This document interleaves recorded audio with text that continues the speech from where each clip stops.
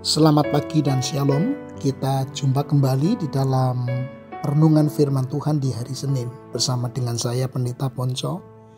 Mari sebelumnya kita berdoa untuk bersyukur dan memohonkan berkat Tuhan.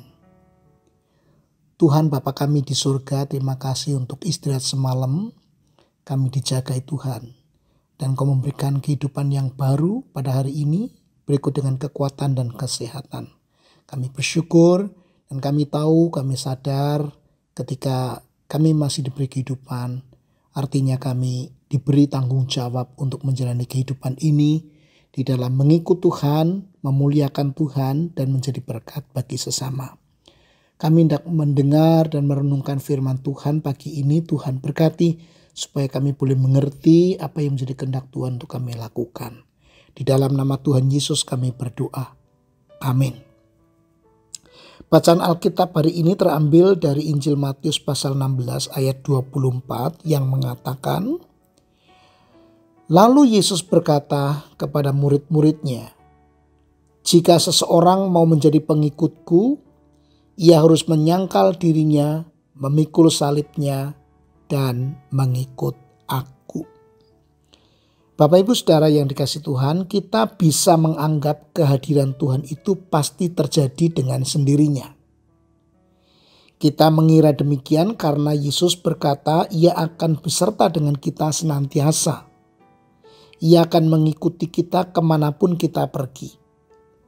Itu kita bisa temukan di Injil Matius 28 ayat 20. Tuhan akan menyertai kita senantiasa. Nah, tetapi jangan kita berpikir bahwa Yesus harus mengikuti kita. Yesus tidak harus mengikuti kita. Kitalah yang harus mengikuti Dia. Kita tidak mengundang Yesus untuk mengikuti apa yang kita kerjakan.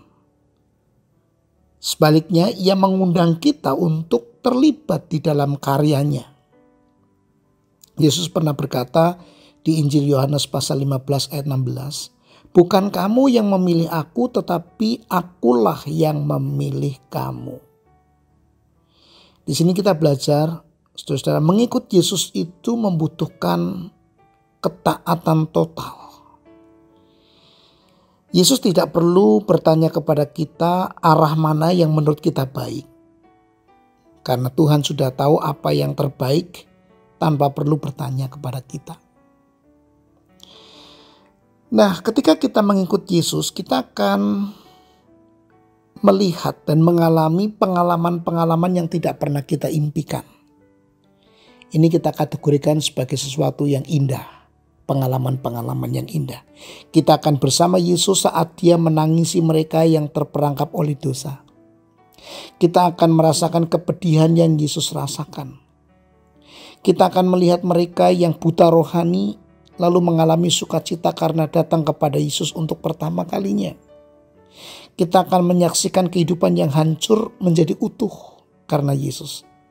Kita akan melihat pernikahan yang dipulihkan. Mereka yang terbelenggu dibebaskan. Dan mereka yang berduka dihiburkan.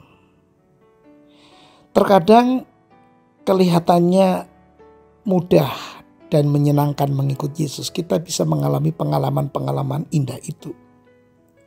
Tetapi jujur kita harus mengakui ada saatnya kita tergoda untuk meninggalkan Dia. Mengikut Yesus dapat berarti berjalan melewati badai atau berdiri di puncak gunung. Dan pada saat-saat seperti itulah godaan terbesar kita untuk meninggalkan Dia.